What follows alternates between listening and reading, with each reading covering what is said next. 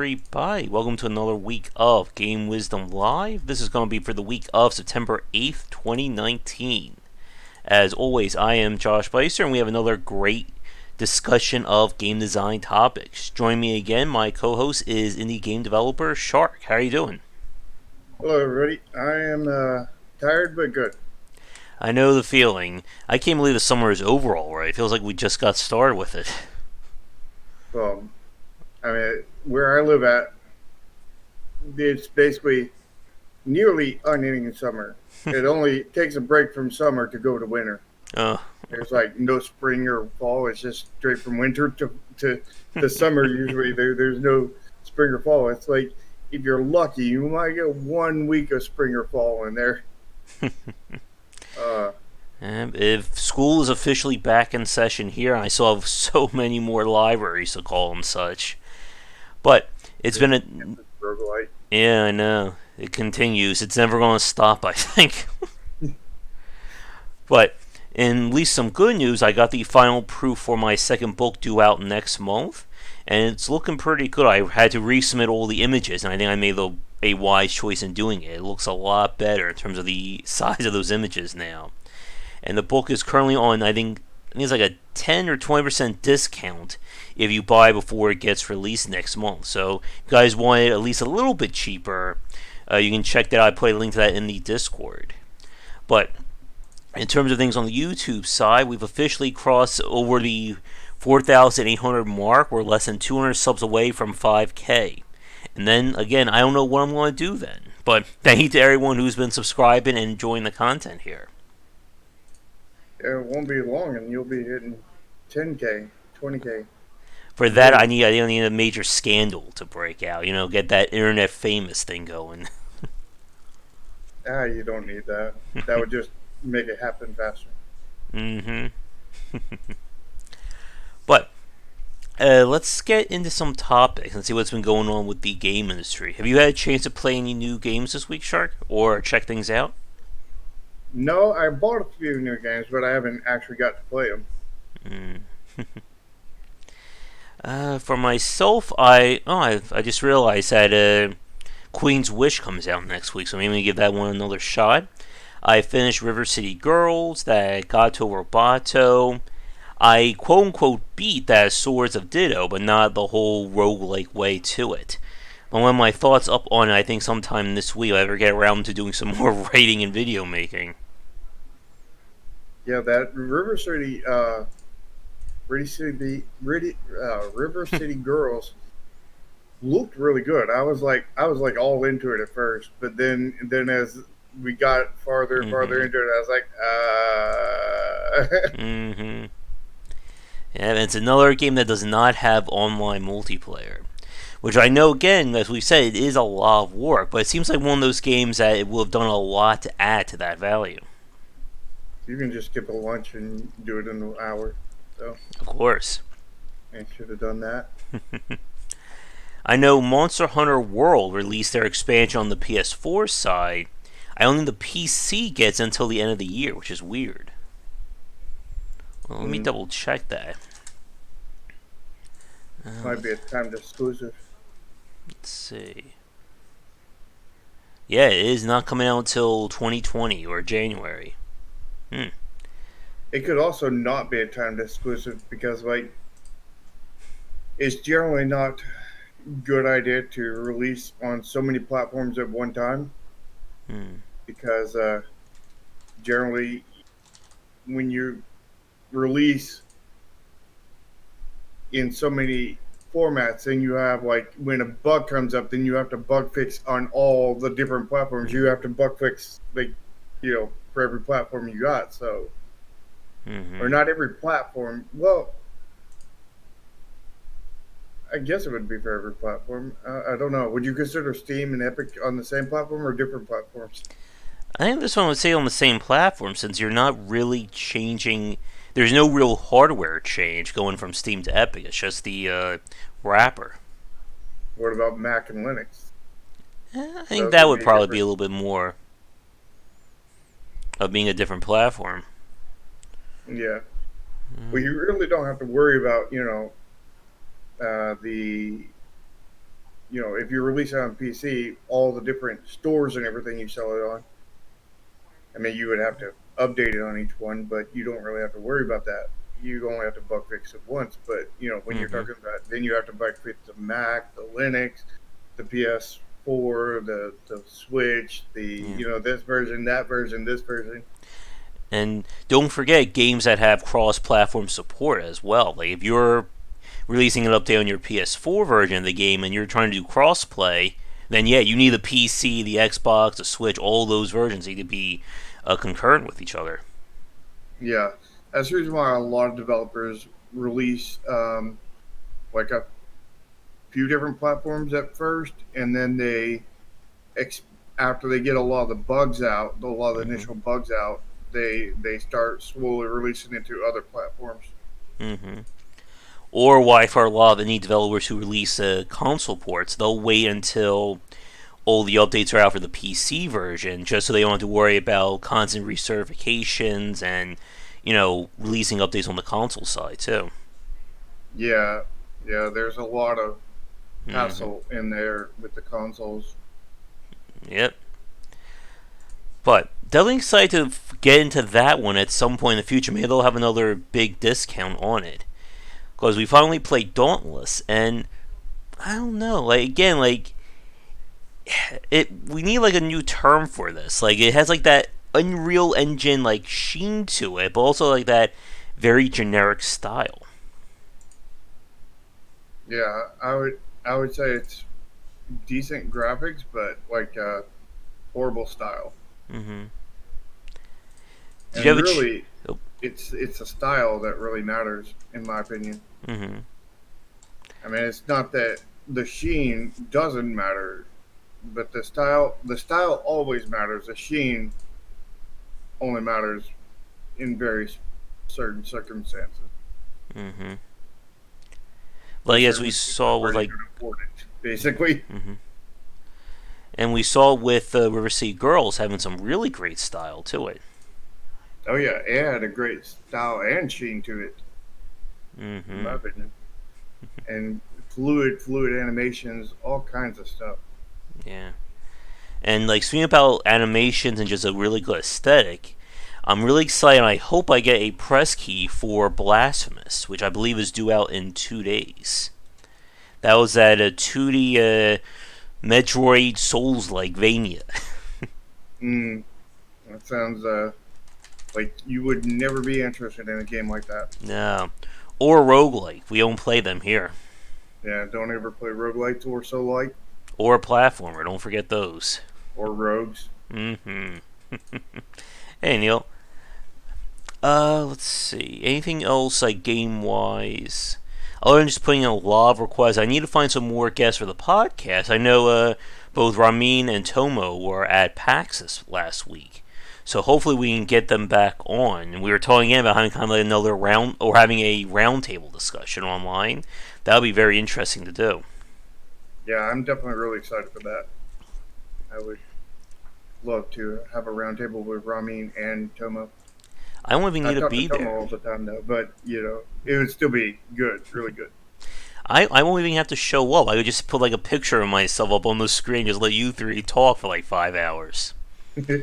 Or all of a sudden, well, if I have to go get something to eat, I'll just like what they did in Speed. Like I'll like change the footage of myself to just like me just like sitting there like nodding or just like looking at the screen and just like go away and do something. Yeah, Has Josh said anything in the last 2 hours? No, but he looks very attentive. yeah. I have a feeling that even with all that, you will still be right there in the mix of it. You'll be just constantly in there. Mm-hmm. Let's see. Game wise, I saw Control came out. I've been hearing a lot of good buzz about it. Sounds like it's the best game from Remedy yet. I really want to check that one out, but I'm hoping either for a sale or to get a press key for it. But who knows at this point? Control sounds familiar. It's their, I think it's a third-person shooter with crazy powers and paranormal activity and all that other crazy stuff. Let's see. Still waiting for the key from Remnant. And I'm hoping that let's see. We did play that Daemon X Machina game, which was kind of like Armored Core meets Monster Hunter. Definitely interested in that, but it's kind of hard to kind of read if people want to see me do a full stream, or a full let's play of it. Yeah, I didn't care for it. It wasn't bad, but I just didn't care for hmm The anime inspiration was very high in that one. it. Yeah, and I remember the character that looked like Jane Cassanders. Let's see. What was that other? Oh yeah, we played that Starpoint Gemini game, and as someone with like no like knowledge of that franchise, that was one of like the roughest games for me to play on stream. Yeah, that one definitely looked hard to get into. hmm Still trying to find some more incentives for people to donate and stuff. So I have right now if we can hit $400, we'll add a Super Smash Brothers Ultimate to like the multiplayer routine. But I was thinking about maybe having like another goal. Like one thing we haven't done is a Undertale Genocide run. I don't know if that's considered old news by now to try and do that on stream. Probably. Mm.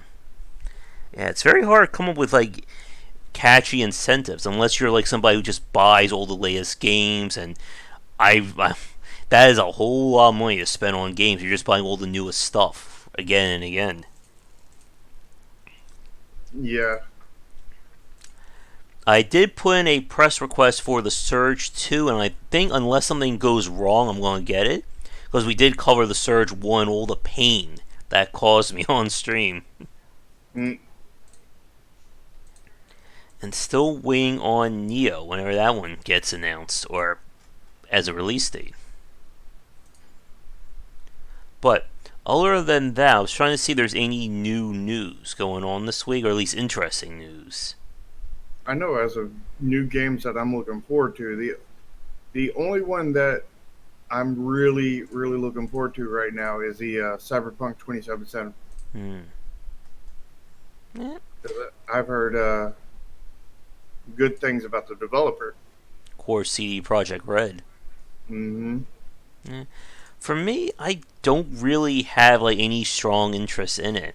Like, and I'm gonna piss all the PC gamers with this one. Like, The Witcher 2 just like did nothing for me. I played it, and I just got really tired of it. I have not played The Witcher 3 yet, which I know seems to be like everybody's go-to game. Yeah, I haven't played the Witcher series, but it does nothing for me from everything I've seen from it. Hmm. So I never purchased it, but I'm definitely looking forward to this one. Yeah. Oh, good. The Witcher 3 is actually on sale right now for $15, I guess, for all the expansions and stuff. I don't know. Like, do people want to see me try to run through that? Maybe Again, like something like that. RPGs are such like a weird thing to cover. Like, they're like 30 to 50 hours minimum to play, and like once you've like played like a few hours, you've kind of seen the whole gameplay loop, and then it's just all about the story. But I don't know, like story doesn't drive me a lot in a lot of the games that I play. Hmm. I mean, the thing about RPGs is that they're my favorite, number one, and but they don't most part tend to lend themselves to live content, Hmm. um, mainly because of grinding, and people like grinding in RPGs. I can't explain it why. I mean, people don't like too much grinding in RPGs. Well, some people do, Oh, but there's a design topic right there. Yeah, like for me, I've grown to not like grinding as much these days.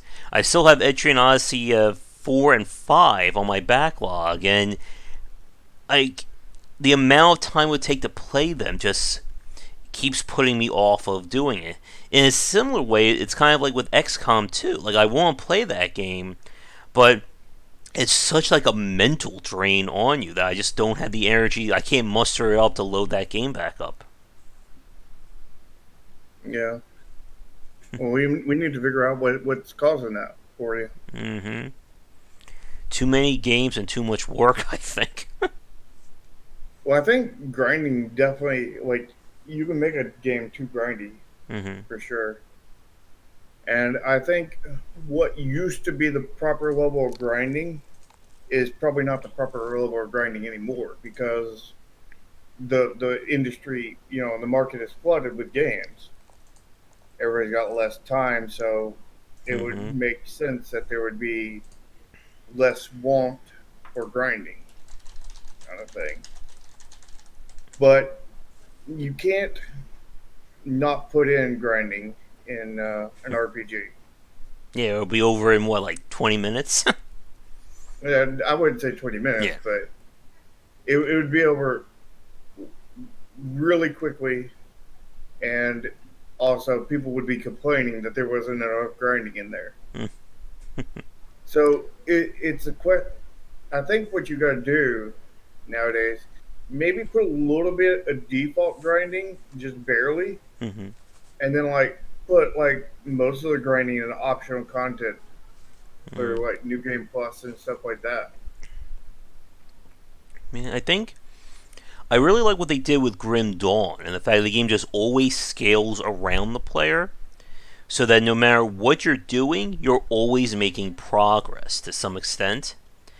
And like for me, like for longtime fans, you know that I have no love for World of Warcraft or like that kind of grindy MMO gameplay. So like that to me is just like the antithesis of fun. Yeah, MMOs. I've always wanted to get into MMOs. I've been Mm-hmm. attracted to them. I've like that looks awesome. I want to play it, and now I play it, Mm-hmm. and then it's nothing but just a bunch of fetch quests, and it's like, Mm-hmm. this is just filler material from an RPG. Where's the good stuff? Yeah, it's There 80 is none. hours ahead when you get to the raid, so you have to spend like 4 to 8 hours on.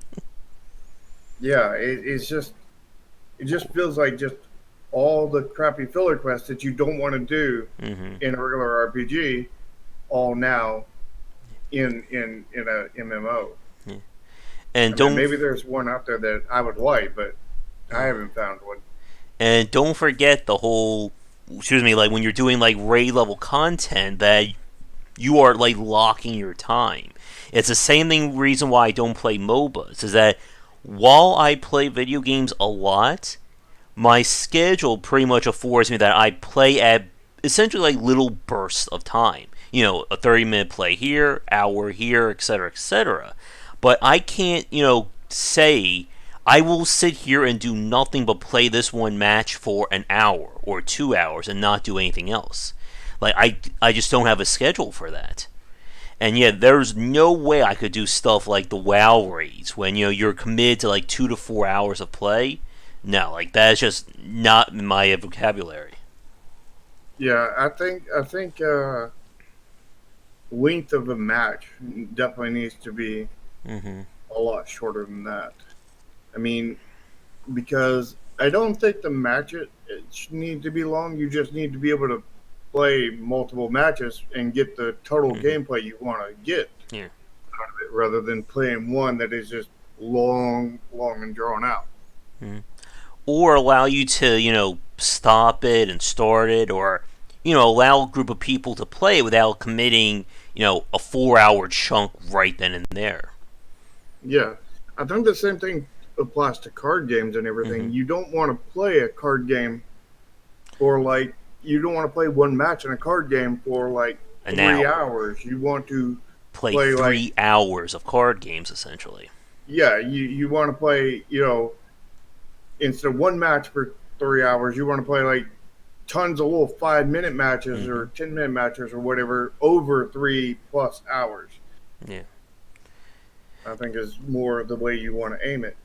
And like Hearthstone really got that market right when they put it to mobile as well. Like the whole game was designed around a very quick pick up and play kind of approach.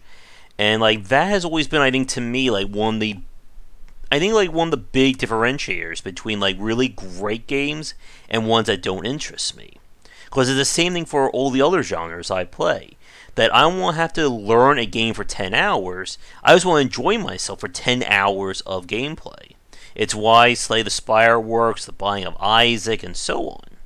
Or even something like the Souls Lakes, where, yes, I'm going to be playing this game, but it's an interesting amount of time. Like, I'm not quote unquote grinding as much in a Souls Lake.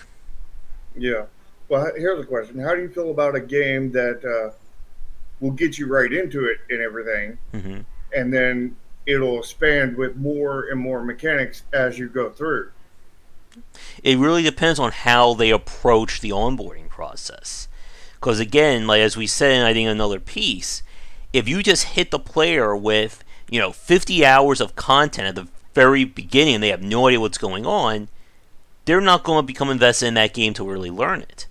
But if you take too long in teaching them, then again it's going to be like, oh, this game never gets started. Oh my god, I'm 50 hours in, I'm still getting tutorial messages. Yeah. Getting back to the chat, I only played like a few minutes of the Secret World, but not enough to really get into the quests of it. Let's see. Again, Auto Soul is one that I miss. I mean, there are so many MMOs released during the back half of the last decade, and like they all just crash and burn because a lot of people just focused on the content of WoW, not really the gameplay of it. You're right. But I think that's actually a really good segue into our first topic, and that is talking about the definitions and the redefining of genres. Because one thing that Rami and I, when we spoke about when it came to the MMO rise and fall, was that a key part about what's going on today is that many games have adopted MMO designs or MMO progression curves, but changing that or fine tuning into another genre. So, for instance, we could reasonably argue that games like Destiny, The Division, and even in a very loose sense, something like Call of Duty and Battlefield have MMO style progression or MMO that kind of length of play to them. Now, are they MMOs in the same vein as World of Warcraft, Lord of the Rings, and so on? Definitely not. But a very big point about kind of the redefining of game design this past decade has been kind of this mixing and matching of genres and genre mechanics into different games. So I guess, what do you think about that, Shark? Um, well, I wouldn't say it changes the genre. It's just doing multiple genres really Mm-hmm. in the same title. And I think that that can be a positive thing if it's designed properly. Mm-hmm. And if it's designed improperly, I think that could be an absolute train wreck Of kind of course. thing. Because you shouldn't be throwing genres in there just to throw genres in there. You should be find a need. You Mm-hmm. have a need in there. You're like, this kind of system doesn't work right. Like I'm writing, I don't know, like let's just say an RPG, and you get to the combat system, and your the animations and everything that you want to pull off isn't going to work in Mm-hmm. this kind of format. So you go and look at other games, other formats of games, and see what you think would be good in there. Mm-hmm. Maybe you find that maybe an MMO like combat system would be a better Mm-hmm. fit for your RPG. So you swap to that, for your combat system. Yeah. And then maybe you find other parts of MMO that fit into your RPG in a good spot, and you lace it in throughout. And Mm-hmm. maybe you find that like a certain thing that has a problem, and you find another solution in another genre. Yep. Like I find that to be good, Mm-hmm. but you know you should be combining genres to solve problems, not if you're just Mm-hmm. combining genres. just to combine genres. You're not If you're solving problems. You're creating problems. if you're again trying to be the alter, I'm just gonna mix all this stuff together because I'm the best damn developer. Yeah, that's not gonna work. And yeah, like as you said, like for a lot of the games that make this work, it's really about solving a problem or trying to make the game better in the process.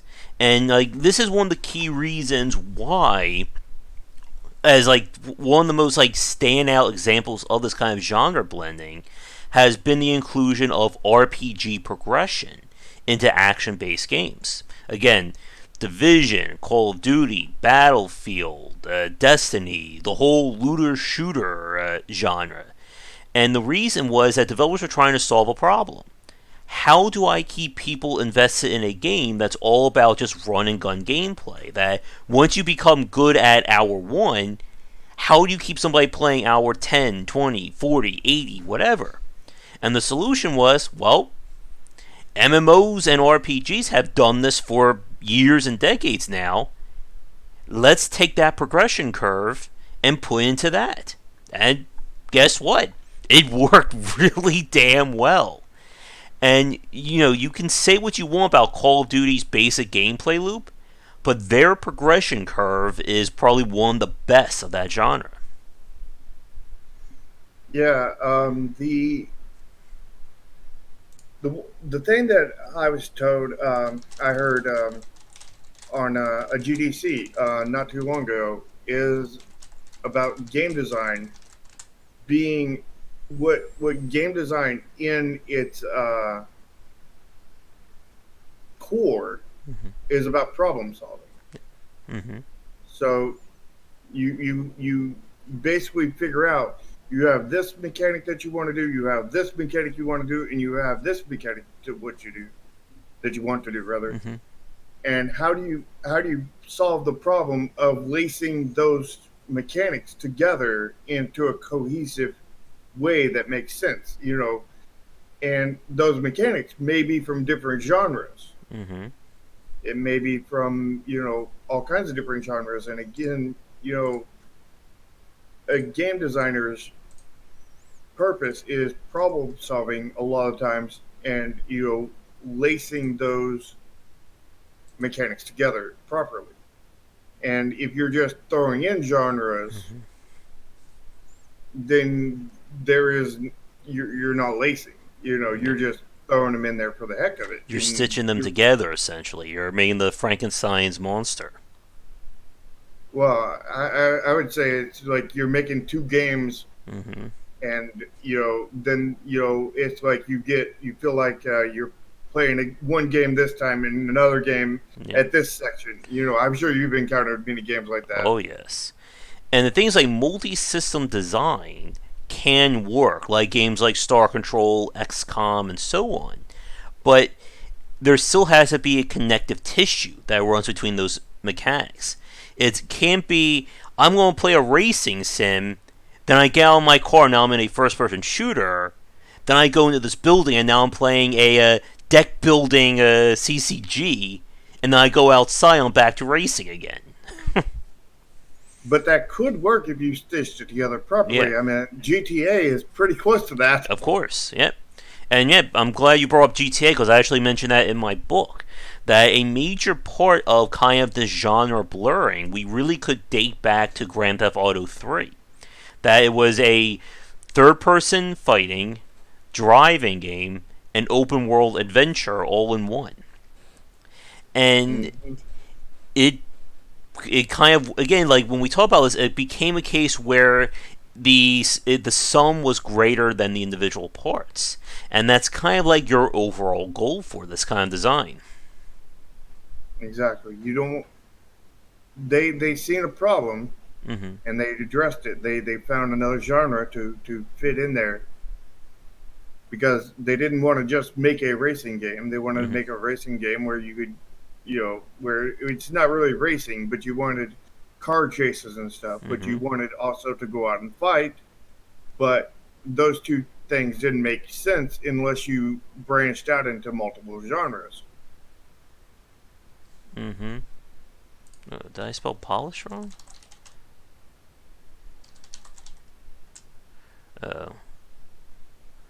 Did I misspell a word here? It's always possible here.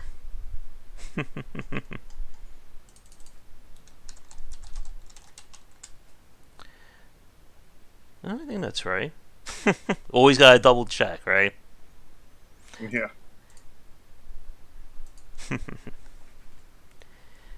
I'll change that in a second there. And hello for the new people coming. So yeah, I mean, you got to have a reason to stitch the genres together. There has Mm-hmm. to be a purpose. There has to be a problem that you're trying to solve Mm-hmm. to do it without basically shooting yourself in the foot. If you're just throwing Mm-hmm. different genres together, Yeah. it's going to feel like a couple games put together. Like if you, Mm-hmm. let's say you threw like a side-scrolling shooter and an RPG together, it's like you're a side-scroller shooter, and then you get out of your ship, and now it's just an RPG, Mm-hmm. and it's like just super disconnected. It feels like two different games. But if you do it right and it feels connected, then that can elevate things. Here's a challenge for everyone. Do you remember the game? This was for the Game Boy Advance. I think it was Star Shooter Saga. It was something like that. It was a shmup mixed with a Zelda mixed with an RPG. Like you explore the planet Zelda isometric style, and then when you instead of having a random battle, you go into a shmup section, and then you level up and you unlock new abilities, but then you get new gear that you apply to your ship. Yeah, that's a good uh, example there. I know I had an example where they just did a combined first side-scrolling shooter and a RPG to where what it was they had the side-scrolling shooter, and instead of like picking power-ups and everything on Mm-hmm. there, you would after the map you would go back to your base. You would land in your starship, your mother Mm-hmm. starship, and you would go in there and buy upgrades and upgrade the armor on your ship, Mm-hmm. and you would talk and get story from your different crew members and whatnot, and then you would run into enemies and you would have the stories with them before you would go back out onto the map, and it was a beautifully designed game. Mm. You remember the name of it? Uh, I don't remember. I think it was a flash game on Congregate. Mm. I think it was called like Star Hunters or something like that. I can't remember. I'll have to look it up. Mm. Yeah. And like with a lot of these, like here's the question. I know when I spoke with the other Josh about this, we were talking about this that with a lot of these games that are combining these mechanics and systems, would you reclassify them? So would you consider a game like Borderlands to be an RPG, or I'm trying to think of like another like very big example, or again like Borderlands, Call of Duty, Destiny, The Division? Like, do you call these games RPGs? Or do you call them games with RPG mechanics? Because those are two very different things. What I would say is that they're either a game with multiple genres, like it's a you know RPG, you know shoot 'em up kind of thing. Mm-hmm.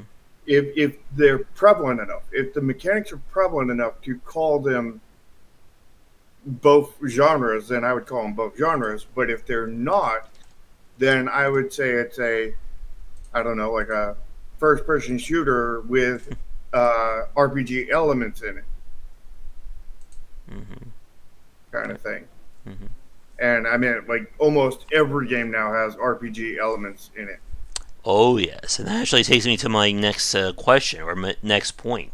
But to Mojo, Mutant Year Zero was still it was more or less still a tactical strategy game, but it was done like the micro layer, so it was like individual characters.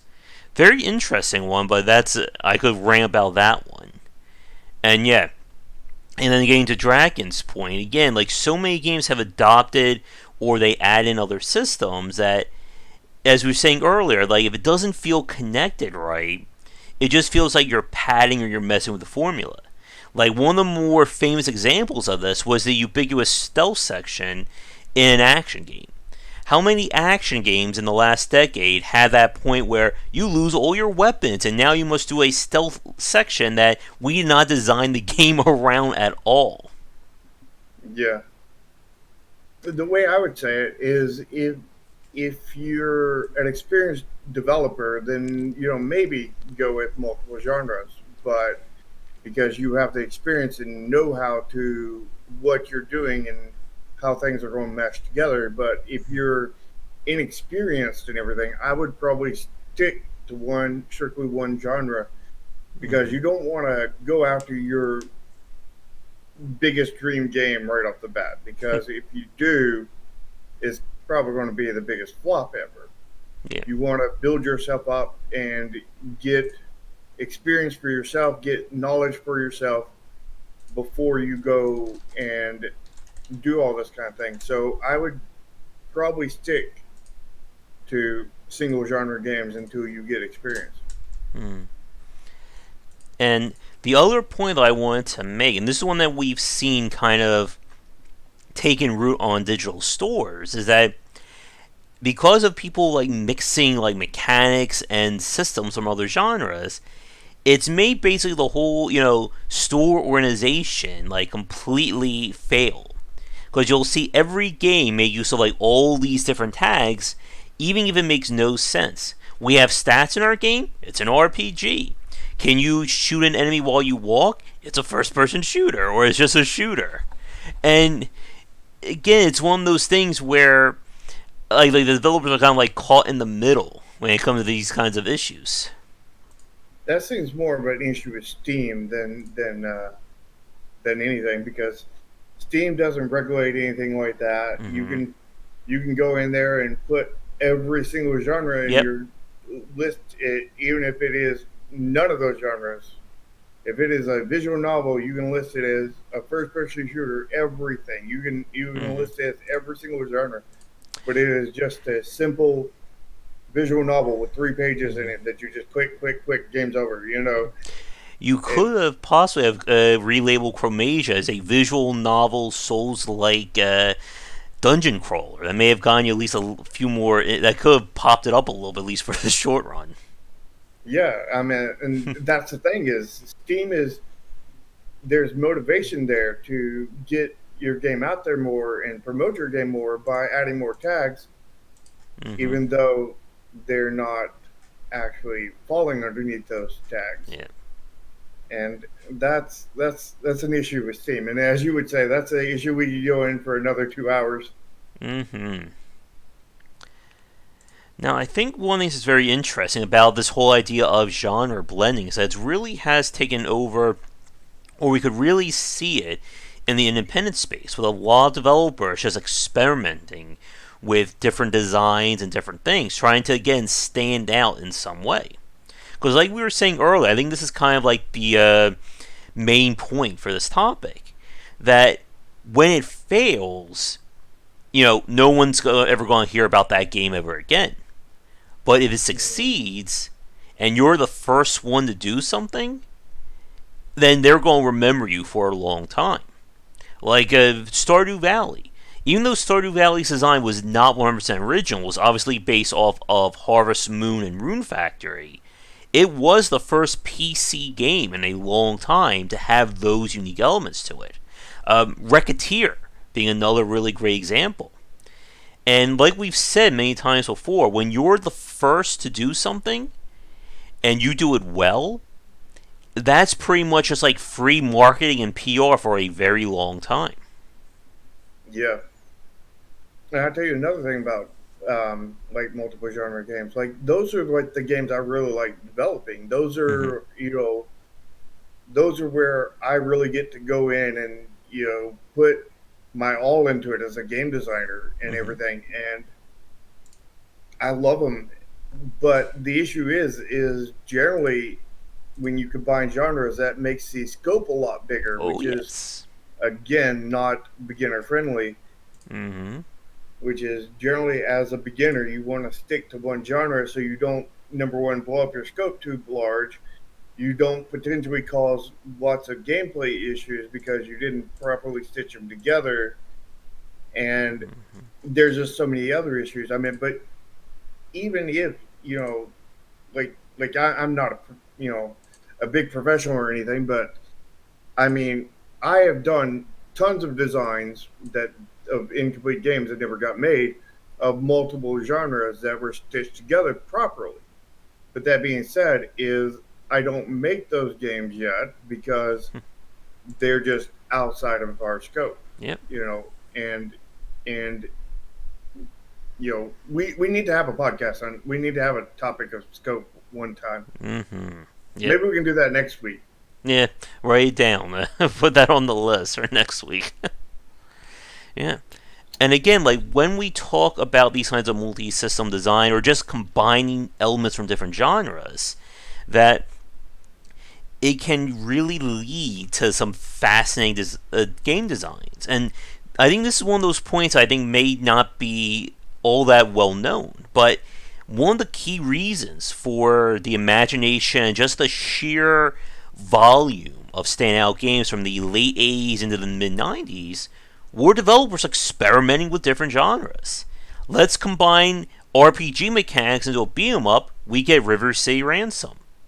Let's take Mm-hmm. Mario and put RPG elements to it, we get Super Mario RPG. Earthbound, Metroidvania is another really good example. Like, these are all cases where developers looked at another genre and said, wouldn't it be cool if we added this into our game? And lo and behold, we get something amazing.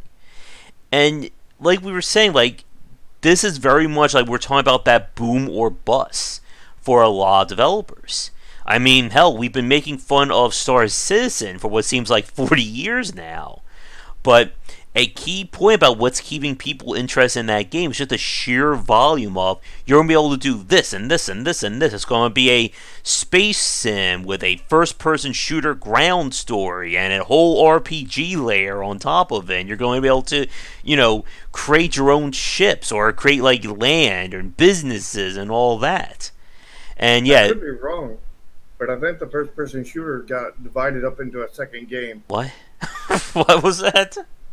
I think the whole part where you were talking about where you get out and you have the first Oh person shooter and all no. that stuff. Now that's like a separate game from Star Citizen. Mm. They like divided it into two different games. Oh, good. So are they making two games at the same time now? Yes, Oh yes, they are. god, my dev sense just like exploded in my head there. Yeah, Oh my goodness, Star Citizen and could be that another topic right there. yeah, I think that was like I think that was around a year or two ago when I heard that. Mm. But there is one last point that I want to bring up about this blending of genres, and then we'll move on to our weird game segment. I'll throw it over to you, Shark. And that is the risks of combining elements that may not go together. Because as we said, like when you're combining different mechanics and systems, you're essentially are going to dilute your core gameplay loop. It's just a eventuality. You can't have a platformer, racing, card battling, visual novel, deck building, first person shooter without something getting lost in the shuffle. And there's this issue of that if people come to your game expecting X and you're throwing other elements in, it can be seen as kind of cheating those players. Like if I wanted to play, like for instance, like with Borderlands, like I want to play a really good FPS. Like I want to get that kind of gameplay going. But as we've talked about with the level of abstraction at play, that distracts from that core gameplay loop. Now, you could argue, of course, that the RPG mechanics do elevate that design, but there's always that problem of if you're trying to combine these separate systems together, what if you get something that, let's say, 30% of your audience likes the RPG side, 45% likes the shooting, and then the rest of the people don't care about either one of that. Yeah, the I think the way you have to deal with that is you can't market your game as just one or the other. You have to market it as a cohesive package. Mm-hmm. Um, like GTA markets their, they don't market their game as a racing game or a shooter or anything like that. They market their game as a uh, hood simulator, I guess you would call it. Mm-hmm. Or You just know, as a Rockstar game, essentially. yeah, that too. Mm-hmm. Yeah. They don't market towards the genre, which I mean, marketing towards a genre can be a good thing, but if you're doing multiple genres, that may not be a good thing. Mm-hmm. Which I have very minimum knowledge on marketing, but it's marketing is really hard. Yes. Yes, It's it a is. very much job on its own, Mm-hmm. and just like Kickstarter is. Yep. And Kickstarter again, would like, be done by your marketing department usually. again, like if your game features, let's say, stats, but it is a, I don't know, a super challenging city builder, you don't necessarily want to be posting your game onto RPG forums and Reddit groups. Yeah, it's not going to go over well. Mm-hmm. Let me see. There's anything else? I guess. Well, I'm trying to think of any other topics. Are there any parts about genres that we didn't touch on yet, Shark, that you want to bring up? Well, I want to touch on it from more consumer space, Mm-hmm. almost, to where genres, when they're defined properly, help consumers judge what they're getting into before they purchase a product. Um, Mm-hmm. I've heard people say that genres are just a marketing tactic and whatnot to out market your game. And it's like, no, I believe it was correct me if I'm wrong here. I think it was the journalists and everything that ended up making genres. They say that this game is, they try to instead of saying like Sonic is a Mario like, they said that Mario's a platformer and Sonic's a platformer and this is a Mm-hmm. platformer and this is a platformer, and they came up with the genres because it's really hard to explain a whole list of mechanics on their own. But if you can just say a genre, it's like here comes a whole list of Mm-hmm. mechanics in your head because you already know what they are. Yeah. And I believe that that's how genres got created, and Mm-hmm. that serves for customer education because you can, if a customer knows what mechanics and whatnot are in that genre, Mm-hmm. they know they can get a better feel instantly for the game before they've even played it. Yeah.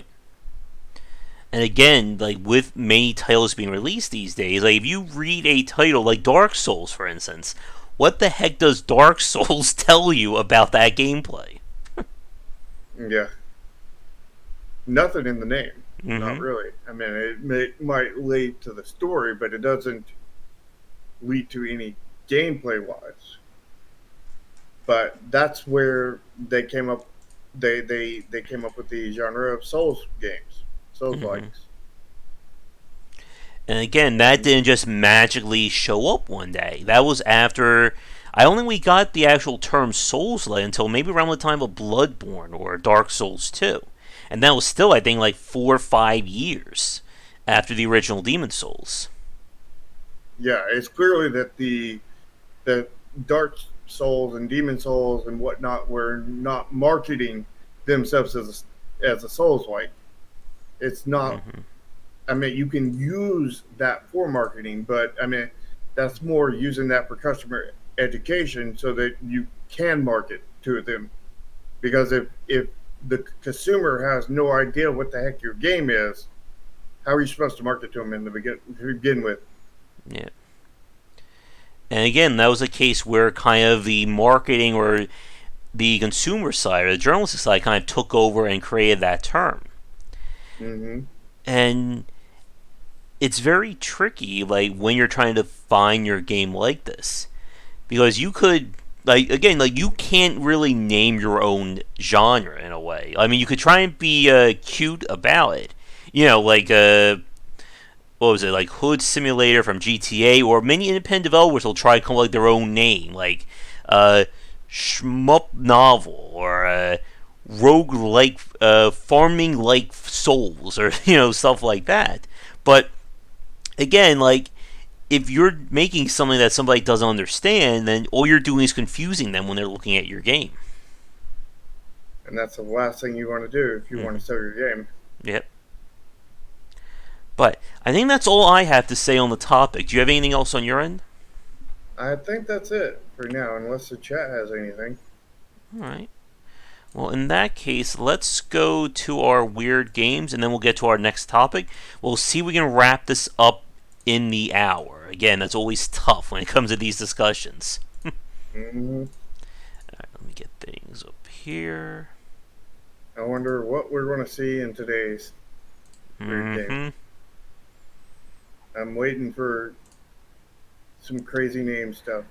Oh, there's your first guess right there. There's your first pool. Oh, goody. Well, there goes a DMod on YouTube right there.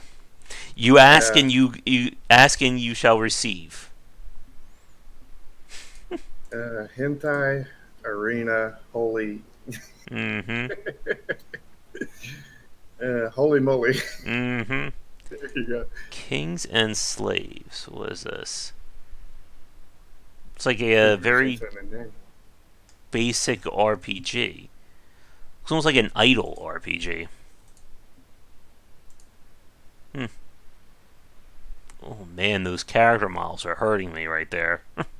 Yeah. Mm. Especially that one with the droopy eyes down in the bottom Mm-hmm. corner. Alright. I didn't put in my press request for Blasphemous. I'm really hoping I get it.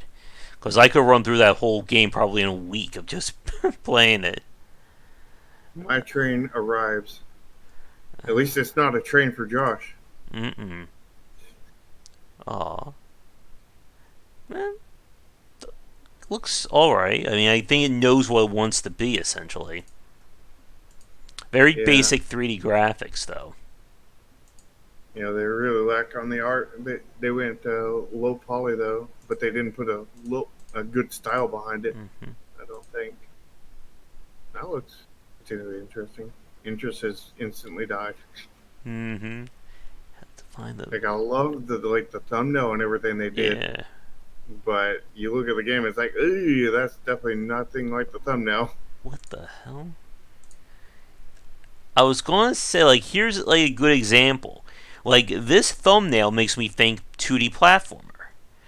This looks more like top-down, like a top-down moving around. Yeah, it also reminds me of like what is that? Slime Rancher. Mm-hmm. Yeah. Hmm. But you look at the gameplay and it looks nothing like it in gameplay or in Mm-hmm. actual images quality or anything. Yeah. Alright. This one. City Gang San Andreas. My gut is telling me this is a Battle Royale game. Let's see if I'm right. Nope. Looks like... Oh, I was wrong. Looks like it's just generic third-person shooting. GTA clone. Mm-hmm. Yeah, Boat. very generic. There's a name for you. Boat Violence Ship Happens. And if I say that wrong, I'm going to get demodded. Or I'm going to get a copyright or a claim on there. Ship happens. It certainly does. Let's see. Misfire. A bunch of guns that don't shoot straight. Ooh, subpar music it features. Subpar music. How is subpar music a feature? You tell me there. 100% lore-friendly backstory. Mm. Maybe we need to start Remember. listing subpar art whenever you don't have a art budget. You know, it's a Hmm. feature. It's not a problem. It's a Hmm. feature. Yeah, there's a quote for you right there. Remember to embrace the jankiness. Ugh. Don't do that, developers. Let's see. Total Warhammer 2. I still haven't played any of that game yet. I haven't played any of the series. Let's see. What is this? Hmm. I have some interest, but it looks like it might just be a bunch of menus. Yeah, that's what I was thinking. Like, it reminded me a lot of that Dragon's Cliff or that Swag and Sorcery. But, And then like, you look at it and it's just a bunch of menus. yeah, well, UI simulator. oh man. Over 100 pixel art. Customize your champions. I mean, I like that gameplay loop. I mean, I like those kinds of tycoon style games, Racketeer, Dragon's Cliff. But uh, I'm gonna take a shot in the dark here, see what happens. Yeah, I like Dragon's Cliff. It got old Yeah, after not too long. it's the very best of its genre for better and worse. I think. There's Yeah, that Andodu game. we got the Desire gambling house there. Yeah, I'm afraid to click on this one. Mermaid I Colony. think we already looked at that one. Yeah, the Andodu. This one we have not. Hmm. Mermaid Colony. I really have like my dev senses tingling here with this UI. Looks like it's gonna be like a bunch of menus of you just clicking around trying to figure out what does what. Mm, probably very poor onboarding, Mm-hmm. but Right? it could not be. Could Yeah. have good onboarding. Yeah, you never know. There's Queen's Chance of the Wish. slim. Mm-hmm. Queen's list there. Mm-hmm. Escape Mouse Gun. What the hell? I think this definitely is a weird game right here. What? Okay. No publisher. I'm not exactly shocked about that one. Why are certain words in all caps? Hmm. Let's just read the all caps words and see if they're trying to send a message. You know, Escape Mouse it, Gun, Run and Gun, Rat Maze, Jonathan Murder, Dodge Blast, Escape, Cheese Gun, True Family. Did we crack any code to that one? maybe we just don't know. Mm-hmm. You know, I'm waiting for a game to do that. You Mm. know, like, maybe I'll do that in next game. You know, like Project Triad or something. Like in the description of the game, I'll like Mm-hmm. highlight like certain words, and it'll be like, "Get help, been kidnapped." Mm-hmm. I am really confused about this one. Talking about crazy genre tags.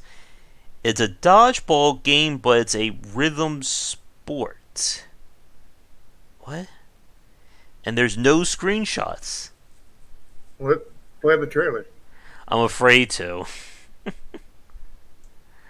Oh, Just mute it. It should be fine, I think, if you mute it. oh no. Oh, there's another Area 51 game. Icor. Ooh, Area 51 defense. Is this where you're fighting against the people I guess so. invading you? Mm. Well, that's something interesting. Let's see. Very unique style, but I don't think it's The hell is necessarily this? hold. That's what. Oh, I wait. I don't know what's going on I, here. I've seen a lot of escape. Is this like a escape room kind of thing? What it has to do with cake? It's What? escape game cake, escape game trip, escape game Dango, escape game toys. It The seems like a bunch of just different escape rooms kind of thing. kind words. What? Write nice letters to people and get stickers. Okay. All right. We're not clicking on that one. Let's see. DLC for NASCAR. Critter Cart.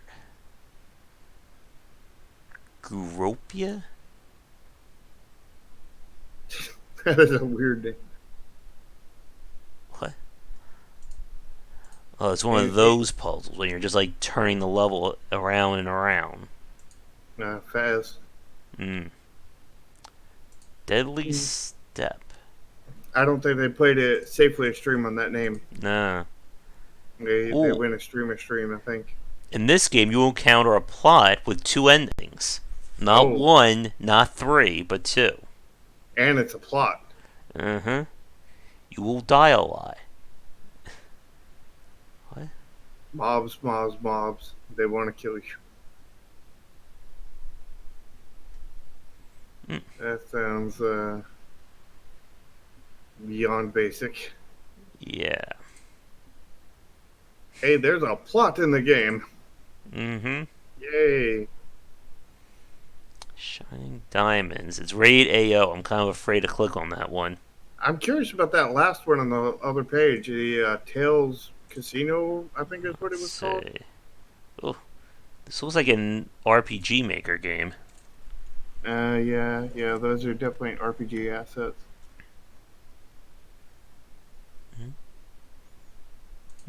What? The game has plenty of features. Plenty of features. So one of his features is that he has plenty of features? I will say that I like that the world is my weapon game. Just for like the lull factor. Yeah, that was a pretty good RPG Maker game.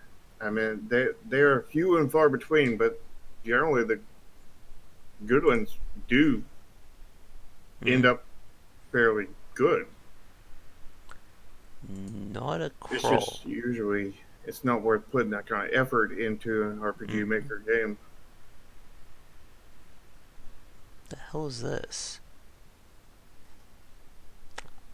Again, this is one of those games I have no idea what the gameplay is. And that's where genres come in. It's an indie simulation. Oh, that's really descriptive. This looks like one of like those like Five Nights at Freddy's style game where you're just like interacting. Excuse me. You're just interacting with the on-screen elements. Also, I have a question. How is indie a genre? But are video games art? What's a rogue? Exactly. I knew that was coming. I'm actually really disappointed in chat because they did not ask that at least 8 times during the whole genre thing. It's like I am highly disappointed in that. Yeah, what's going on, people? Are you all falling asleep here? Super Platformer Gun. Wait, Super Platformer Gun is a puzzle platformer. Oh, and there we go, another indie genre. More than 126 levels. Or 120, oh god. Ooh, different endings. Genre. Yeah, no one's saying anything. I hope either everyone fell asleep or the chat stopped working. Yeah, I mean, I don't see anything on my side. Let me test it. Let's see. Mine come up. Wait a minute. Darkon's half there. They're still here. They're just... Yeah. Alright, someone's not right. Oh, my voice is dying. Alright, someone's not right here. I think this is someone trying to steal somebody's game. Or this seems way too off here. What? What do you It's mean called exactly? VVVVV, which is the same name as the Terry Kavanaugh game. Mm, Dominate Gravity, which is the core gameplay of that one. you might need to point out to Terry. I mean, different aesthetic. Like, there's different mechanics to it, but hold on, let me see. Oh, so that's kind of sneaky. His game is 6 Vs, VVV, VVV. This is 5 Vs. Hmm. I don't know. That seems like they're trying to like exploit the algorithm there to me. Yep. Mm, I'd still tell Terry. Let mm, him decide what he wants to do about it. yeah, Probably nothing, but yeah. it's still better for him to know than not. Groundhog Day, like what? Someone's making a game based off Groundhog Day? I mean, you know what would be interesting? An RPG based off of Groundhog Day, where RPG roguelike. Mm-hmm. So where you're just repeating the same day over and over, almost like a minute kind of thing, or the sort of ditto kind of thing, but you're just repeating the same day over and over again, trying to get it right. Mm-hmm. I think we may have found the winner here for the weird games this week. What the hell is this thing? And I think this is less of a winner for weird games, and this is more of a winner for weird people. Mm-hmm. You get a boombox and multiple choices. There's lots of features. One of the features. I think so. What the hell? I think we may have given this game more marketing than we'll ever get. I don't know. If you know YouTubers pick it up, they might run with it. Mm. Alright, I think this will be our last page. What is that celestial game? Let's see. Ooh. Okay. Arts definitely lacks. Mm-hmm. Ooh, really lacks. It's never a good sign for these games where when you switch between the screenshots that I'm doing, the character model is exactly the same in the same Right. exact spot. There's like no difference. Look at that. It's not even facing a different direction. That Hmm. is definitely a bad sign. No. Ugh. Norman's Night Inn? Hmm. Oh.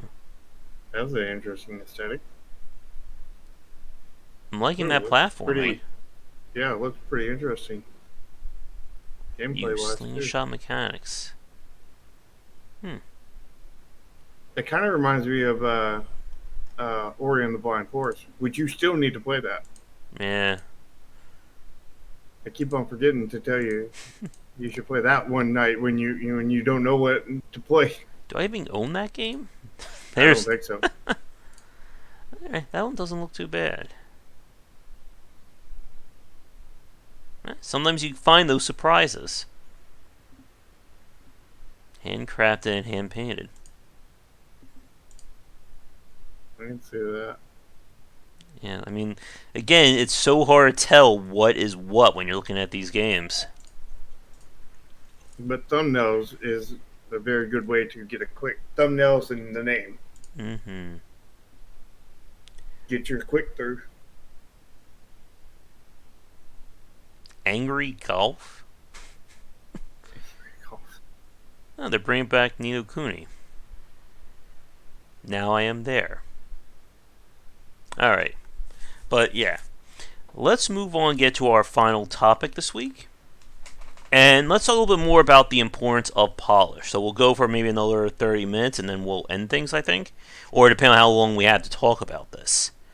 But polish when it comes to the video game industry is one of those things that can be almost never ending. And it's one of those areas where developers can kind of get lost in the minutia of always trying to keep doing more of their game, always trying to make it better and better, but they may be getting diminishing results. But you still need to do some level of polishing, or you're going to end up with a game that just does not look appealing for anyone who's playing it. And I guess for you, Shark, when you think of the term polish, what comes to your mind? So polish would be, well, I mean, in the most basic form of polish, that would be your animations. Mm-hmm. You know, I mean, like, there's a lot of early games that didn't have animations, and animations was the one of the first forms of polish. Um, and the term juiciness has arose. Have you heard about that one? No, I have not.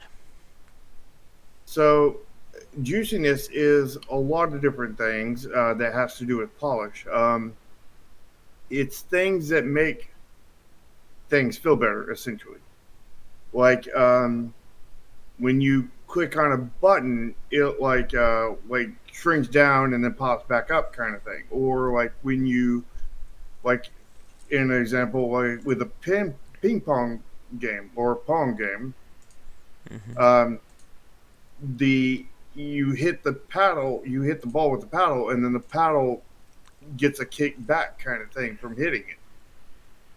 Or like you install cute eyes on the paddle, and the eyes follow the ball.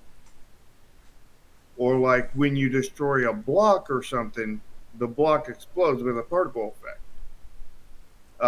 That's generally what juiciness kind of is, which is kind of like a subsection of polish. Mm-hmm. It's just things that make your input and the things you do feel good. Where Mm-hmm. polish overall is making the whole game look and feel better. So juiciness is part of that, but not the entire thing. And I don't know if juiciness is an official term or not, Mm. but I have heard it several times. I mean, we've used, like, when a game pops, I think, in this regard as well, when it looks like appealing to somebody. And Hmm.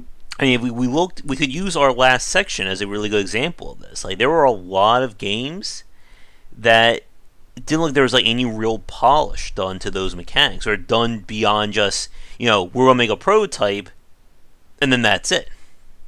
Hmm. Yeah, and the thing is polish just isn't art. It isn't Mm-hmm. just programming effects. It's everything. I mean, you polish your design Mm-hmm. because that in turn polishes your mechanics, has them work together. That also works with the UE and the UI, Mm-hmm. and like a good example of a really polished UI would be Persona 5. I mean, Persona 5 Mm. did that really fancy, like almost like explosion, like comic book Yep. UI. I mean, that was super polished UI. And again, like someone like that was not like the first pass. There's no way they got to that point with their very first version of their UI. That took a lot of time and effort to get to that stage. Exactly. And, you know, generally, when, from my experience, is with our last game, our polish was mostly, we did like 2.5 years development cycle, Mm-hmm. and most of our uh, polish was in the last year. I mean, we had a little bit of polish here and there Mm-hmm. where it was more of an impact at the beginning kind of thing. But like most of our polish was like in that last year. I mean, the last year was almost purely polish Yeah. kind of thing. And I would say that we arguably didn't put enough polish in it. So, I mean, like polish is like a huge part of making a commercially viable game, in my opinion. It's a lot of work, Mm-hmm. a lot of iteration too. And I think a major point about this is that, well, you can be polishing systems and mechanics as you're building the game, Like the best kind of polish is usually saved for near the end of the project, or once you've kind of gotten everything, straight in terms of what you want in it. Because if you're trying to polish mechanics that you don't even know are going to be in your game, then that's just wasted time. Hmm. Yeah, and I don't even know where I'm going with this one. The polish has to be, it has to make the game feel better. I mean, if you put polish in there and make it feel worse, then you obviously messed up on that polish and you need to remove it Mm-hmm. and whatnot. And the thing is you could polish any game and make it look world better. I mean, like there was a GDC talk on juiciness and whatnot, where they apply juiciness, which is part of polish, to a Pong game, and it was exciting. I mean, another part of juiciness is your sound effects and Mm-hmm. everything. Like they had like in that little Pong game example, they had it where when you destroyed a block, you would hear a little or a series of blocks or something like that. You would hear a little like roar from the crowd like yay, kind of thing, and like every time like the you would hit it with the paddle, you would hear like boing kind of thing, and like the sound effects do serve a lot into polish Yeah. kind of thing. I Like mean, a really good example of something like that, like elevating something basic, would be something like oh my goodness, a Peggle. That's an example from PopCap. Peggle is simply just a breakout clone, but all that polish and all the aesthetics of that game, it just blew people away. Like when you get that final block, the game slows down and zooms in. When you hit it, it plays Ode to Joy when you win a level. yeah, I mean that's a great example of polish, and I would say for beginning developers, like really beginning developers, that have never made a game before, what I would say is make like a really basic game like Pong or something that would have been on the Atari. And Mm-hmm. then once you make it, polish it, do amazing art for it, Mm-hmm. make it visually appealing, make it juicy, make it very polished and everything. And you could possibly make money off of just a super basic, bare bones game that is just super polished and everything. Of course, that being said, Mm-hmm. is the amount of time that you're going to spend in polishing it Mm-hmm. and all this is going to be not insignificant amount of time. That's going to be a lot of work and everything. Yeah. Another really good example that just popped in my head was the Pac-Man Championship Edition game that came out a few years ago. Hmm. Again, very simple gameplay loop that was elevated by all the work that went into it around that title. Exactly. So the polish and everything is also leads into your marketing um, and your trailers, screenshots, all that kinds of stuff, and it can be a factor. It can be a large factor to if your game sells or not. Because if you see like a unpolished screenshot, like Mm-hmm. what we have seen in many of the games we Yeah. just looked at, you're not going to be enticed to click a buy button on that. Mm-hmm. You need, especially in today's market. Yep. And like even like if you remember Vision Soft Reset, I really enjoyed that game. Like when we spoke with the developer about, he even came out and admitted that the last quarter of that game was not polished as well as he wanted it to be. And Hmm.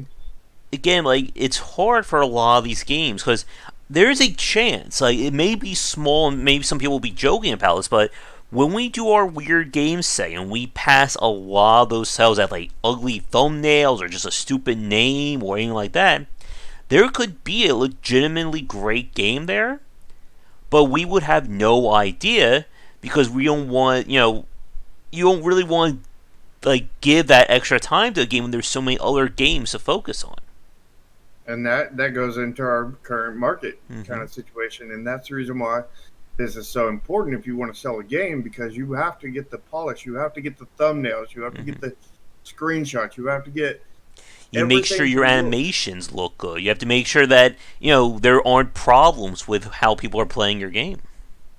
Yeah, you've got to get all this polish, you got to get all this appearance, you got to get the art style from our last cast, you got to get all of this stuff to make those screenshots, Mm-hmm. trailers, all this stuff look good enough to get somebody to click on it. And then when they click on it, you've got to have a lot more of them that Mm-hmm. will keep them clicking from image to image until Mm-hmm. they're like willing to be like, okay, I'm pressing the buy button. Yeah.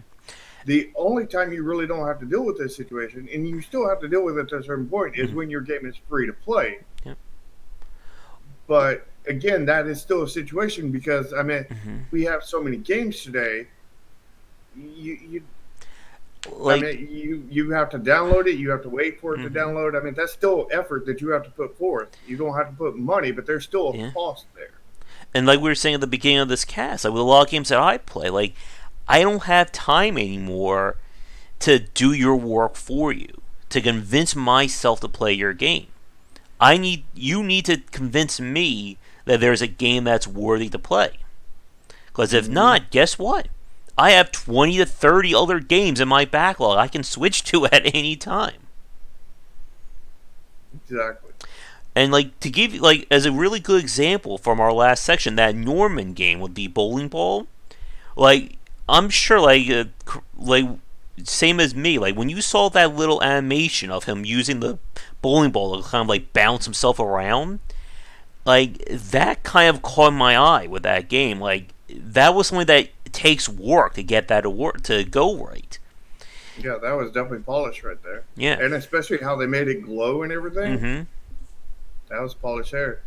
And I'm again, like, like that GIF was what, like 3 seconds long, maybe 2 seconds, mm-hmm. and it took more than 2 seconds to make that. Oh, it probably took several years to make that. Everything around and then getting to that proper point.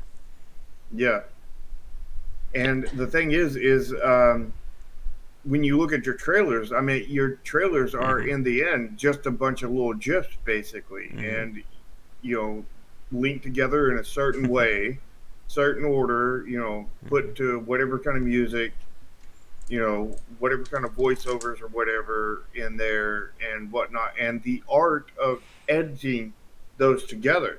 Mm-hmm. But the issue is if your screenshots don't look good, then your GIFs aren't going to look good. Then your trailer ain't going to look good. So you got to get Mm-hmm. screenshots to look good first, and then you get to the GIFs, and then you get to the trailers. Mm-hmm. Yep. And So yeah. So if you fell at the base level on the screenshot, then you just overall fell. And I think we did fell on our last game on that. again, like it's one of those things that it is a either a downward spiral or a positive feedback loop. That and it's something we've said many times over. Like when we talk about the indie games or just any game that succeeds really well in this market, it's always a case of all these elements coming together. They have a catchy name or really good thumbnail. They have a really good trailer. The trailer tells you about this gameplay, and the gameplay is really amazing. And they do a good job of marketing and doing the PR for it. And it's something that I said in an article I wrote about that there is no magic in game design. That the stuff that works, it looks like no amount of work was done to it. But it's the opposite. Like the easier that looks, the more work it took to get to that point. And like I've said this again with Darkest Dungeon, that there are plenty of independent developers and first timers who look at that game and just thought to themselves, developers sold out, they just put a quick little thing together and that was it, they got lucky. No, they took a lot of time to iterate and polish what they want out of the Darkest Dungeon before it even went on Kickstarter in the first place. Yeah. I think to the first part of what you said, I think a phrase fits that very well. It's a thankless job. Yes. I think that's our summing up point for this piece, for this topic. Going back to that Norman game again, like that GIF was again 2 seconds of footage, and those 2 seconds were enough to sell Shark and I, or at least get ourselves interested in that game. You don't Exactly. know, like when you're putting this stuff together, what's gonna be that hook. It's the same thing that I can equate to with the YouTube. It's why I can't release a half-ass video, even if it's on a game that I don't like. I still need to spend 3 to 5 minutes at least recording the footage, let alone putting in the audio, editing the title art, and all that, because you don't know what's going to attract somebody to your game. It could be like that one random clip of somebody really enjoying it could go viral. But the Yeah, point is that if you don't do that work at all, then you can't be surprised if nobody is shouting about your game. exactly. And then doing the work, you have to find out where the cutoff point is. I was going to Where just the say that too. Yeah. I mean, you know, I think we should have carried it a little bit farther with our last game. Not a whole lot farther, but I think we should have carried it a little bit farther, Mm-hmm. and we would have been in a lot better shape. I think I mean, again, art. All of your art is part of polish because Mm-hmm. you don't have to have it. You don't have to have art in your game. I mean, you can just have blocks. Mm-hmm. You can have this character is a blue block, this character is a red block, this character is a black block. That's my art style right there. That's the extent of my artistic ability. But even like with something basic, you can still put polish in other aspects. Like what you just said there, Shark, regarding like having just geometric shapes. That was the whole point of Thomas Was Alone. That whole game was just you controlling squares and platforms and all those other shapes. But the polish was then put into the writing and the actual gameplay around that.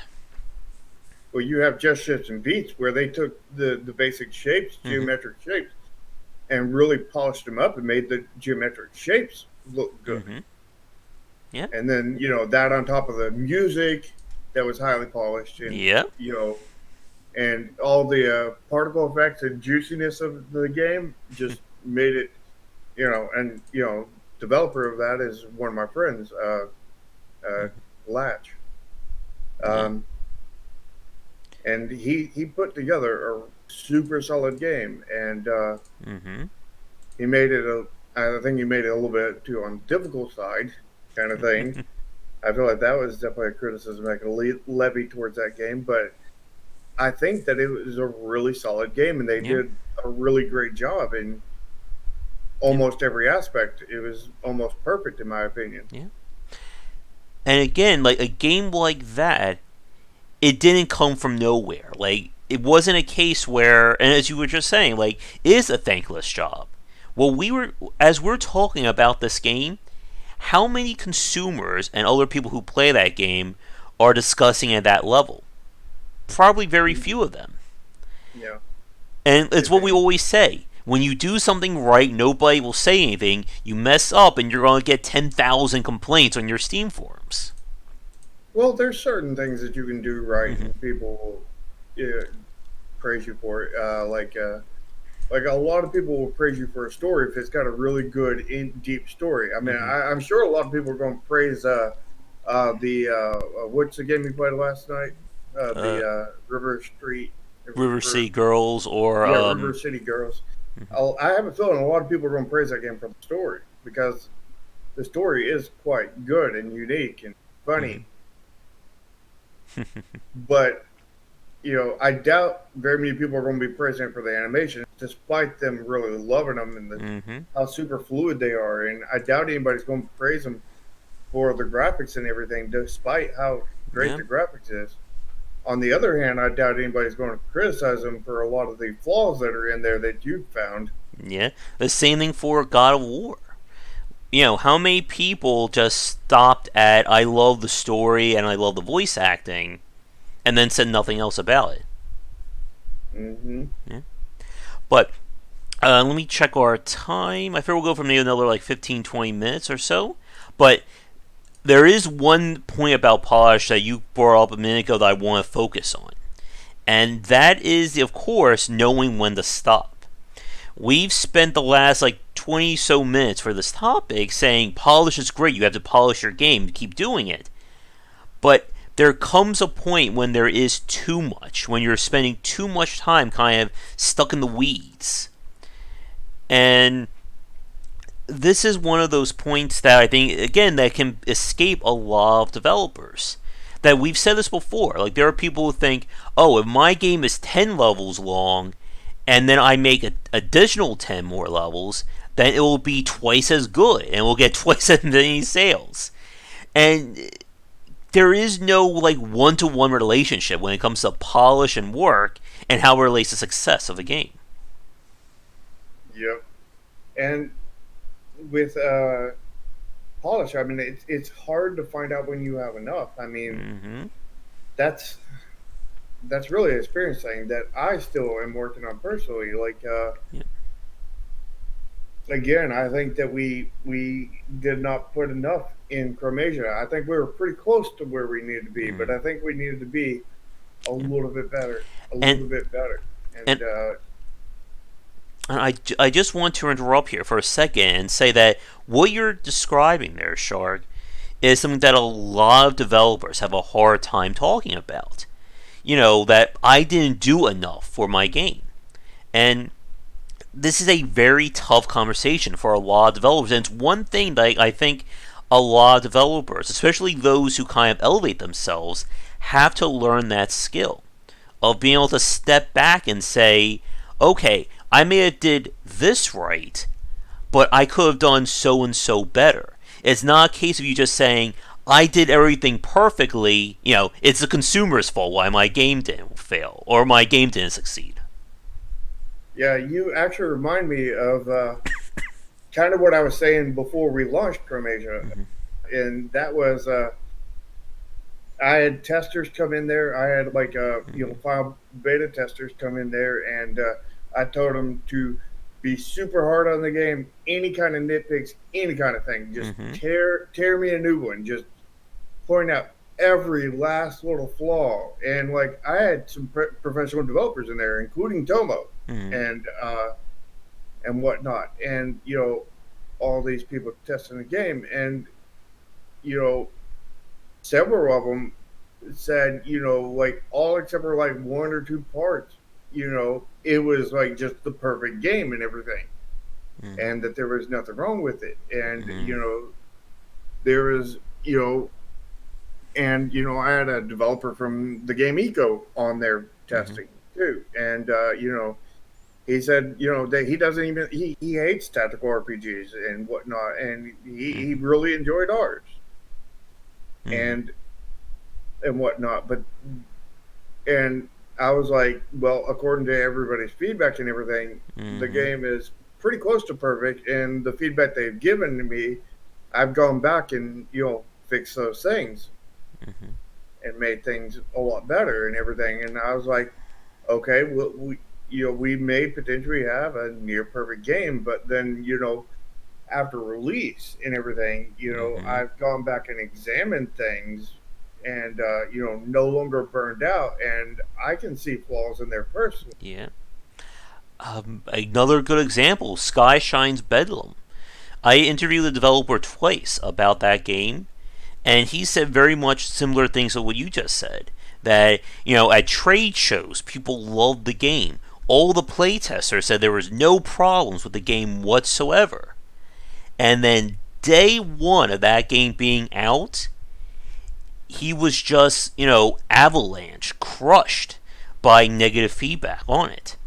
And like this is something that I've said many times over that I'll play games of developers where, like they did not receive any negative feedback. Everybody loved the game, and I'm finding issues within like 2 minutes or less of playing that game. And like it's one of those cases where like as a consumer I go, how the hell did this make it into the final cut? And Yeah. again, that's where that disconnect between development and the actual consumers comes into play. Yeah. I ran into the same issue, but luckily cut a lot of it off at the head because Mm-hmm. I had many issues like in early alphas Mm-hmm. and whatnot before we were released that nobody was giving me feedback on. And then I went and tested it, and it was like within the first 2 minutes, like, oh God, what is this? Why is Mm-hmm. this like this? Yeah. This shouldn't be like this. This shouldn't be like this. But like nobody was noticing it. And my Mm-hmm. testers is like, how are you guys missing this glaringly obvious thing? Mm-hmm. And luckily I went in and tested it, and you know, got 500 hours in it, and burned myself way out, and didn't want to see the game anymore. But you Mm-hmm. know, the extra, that extra bit, helped me head off Mm-hmm. that kind of problem. But I think that developers should definitely test their games, but you should definitely limit how much you test it. Don't test it 500 hours like me and not want to see the game anymore. Mm-hmm. I still haven't played it since it released. I want to play it, but I still haven't played it. And the the you gotta. I think the developers themselves need to test the game, but they need to leave the primary testing to your testers. Get a good Mm-hmm. tester group, leave the primary testing to them, and then every once in a while or just for a short time, you go and test your own game.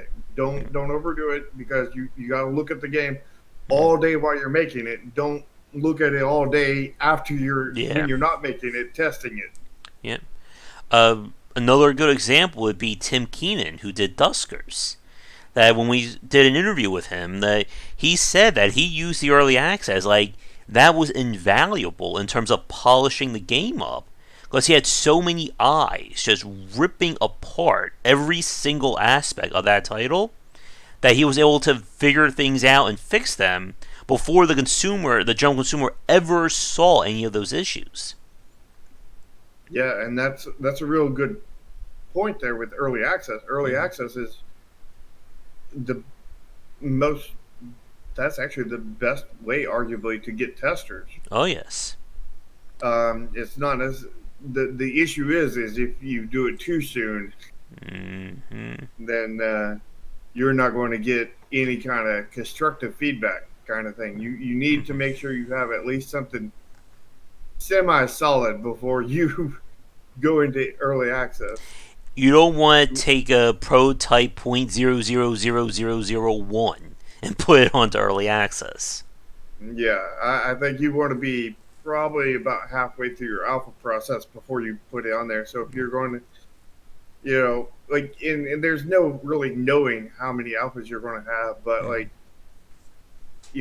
for example, we had 12 with our last game, and probably around 5 or 6 might have been a good spot to do early access. The problem with early access is you have to have a game that's replayable enough to be able to fit into it. Mm-hmm. Which story based RPGs definitely don't fall into that kind of category, not unless you have some kind of special design around Mm-hmm. replayability. But like you have to be careful with that. So Yeah. generally you want to do like private testers, but if you can do public testing, I would encourage it at a certain point, Yeah. the point where it's solid enough to actually be Mm-hmm. seen in public. You won't when you put it out in public, you won't at least some polish in there. You Yeah. want decent, some kind of decent looking graphics.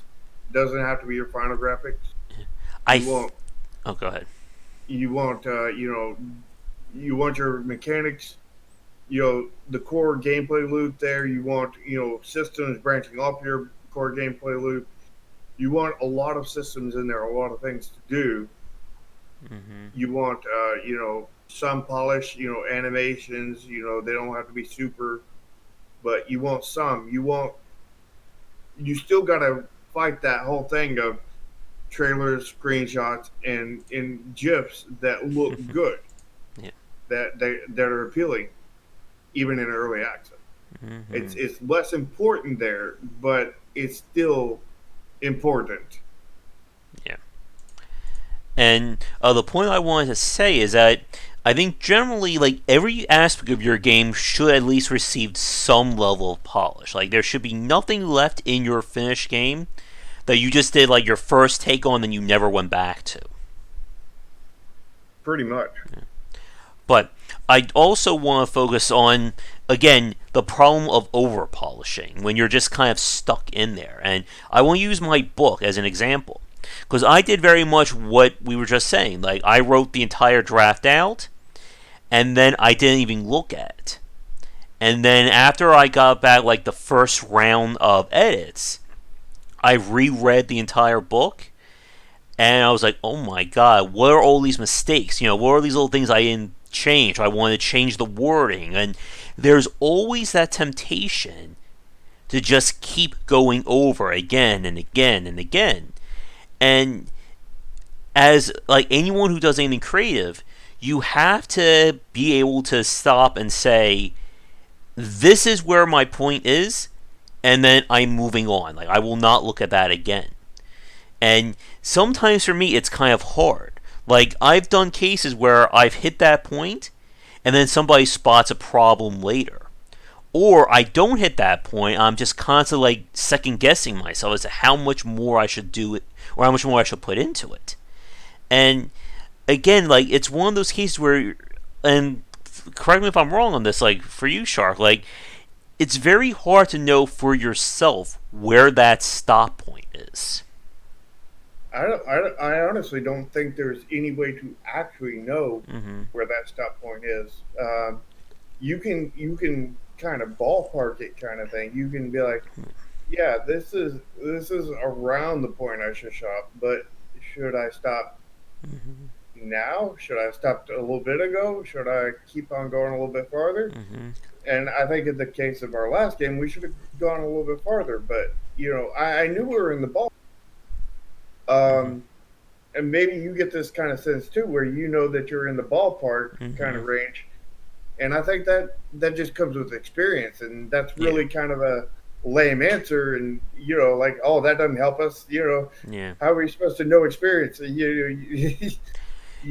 the thing. You have to go out and get experience to know it. And, like, for myself, one of the things that I've done, I think this has kind of helped me. I don't know if this is the standard way, is that I will always, like, when I'm writing a post or I'm writing a book, that I will break down things section by section. Like, I will go over a section with a fine-tooth comb, and then once I'm done with that, I will never look at that section again until, like, at the very end. Like, I basically set those points for myself, saying, okay, you've looked at it, you gave it your once-over, now go do something else. Like, don't just be stuck on the same chapter for 5 to 10 hours. Yeah. And Dracon makes a great point right there, that your game will never be perfect. It will never feel perfect. I mean, it may feel perfect to some people because you just really did a good job, and you got it into the ballpark just enough that it feels perfect to them. But like, it's never going to be truly perfect because nothing ever is, and nothing ever will be. But you have to get it to the. I think the where you want to get it is to where, to a lot of people, it feels perfect, even if it's not. Shark, there's our next topic. Is there such a thing as a 10 out of 10 video game? Yeah, I mean, because 10 and 10 is based on ratings and reviews, and I know of one that got that. Subjective and objective reviews. There we go. We'll combine those two. But yeah, like, as a designer, you're always going to be able to want to be able to do more with your game. And as you said, like, with experience comes knowing when to be able to move on. And again, sometimes that decision is made for you. Like, if you literally have no more money in your bank account, you have to get this game shipped. Guess what? It's going to be released as is because there's nothing more you can do. And that happened with us. Yeah. And same thing happened with Vision Software, he said. Like, he got a job and he couldn't work on that game anymore. So guess what? Whatever was that final version, that was it. And I'm sure for him, and I'm sure with any other developer watching release a game, they probably came up with a list of 20, 30, 50 different things they could have done or added on. And Yeah. it's the same with priority fixing, like with bugs. People complain that your game is buggy, but do you want to spend 2 months trying to fix a bug that maybe only happens 2% of the time, or do you want to get this game shipped? Yeah. I have that exact situation where I have a list of like, you've seen the Mm-hmm. list Yeah. of like probably like 100, 200, 300 things that I want to change with the game for the remake. And despite, like a lot of those things were like really small in there. Mm-hmm. And it's just like one little line. It's like 3 words or whatever. But there's a lot of work in those 3 words. It's like add voiceovers to the game. It's like, Yeah. okay, well, that's only going to require, I don't know, like Just 20 add voice online actors, multiplayer. Tons of other Mm-hmm. stuff, Yeah. a lot of work in there, but it's just this one little line in that line of like two, Mm-hmm. 1 to 300 things that I want to do to the remake for Chromasia. Yeah. And I think the remake is going to be amazing. It's going to blow the original completely out of the water, in my opinion. Mm-hmm.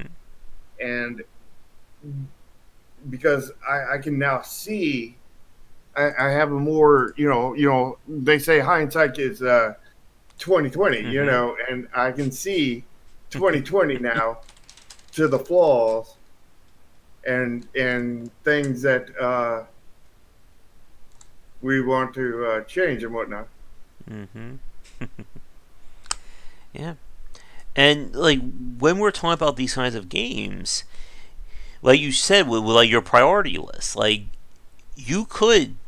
And what happens when you get through that entire list, and then you think of 30 to 50 more things you could do to your game, or another 50 Mhm. things after that? That's pretty much like the whole thing around Duke Nukem Forever. They just kept adding more and more to that game because they Forever. want to try and make that perfect game. And it some and again, like it's back to that whole safely extreme thing that we've talked about. That we say on one hand you have to do polish, but don't do too much polish that you never ship your game. Exactly. Or that you eat up all your budget and Mm-hmm. then you can never make back your money. Yeah, I would love to be able to talk to somebody at Nintendo to talk about their development process. But Mm. like, if anyone knows anyone at Nintendo, please let me know. If anyone has like Doug Bowser's personal home number, let me know. I Uh, think that'll be a hard one to get. yeah. Well, I heard Reggie's now going to be teaching in the Ivy League. Maybe I can send him a message now. Maybe.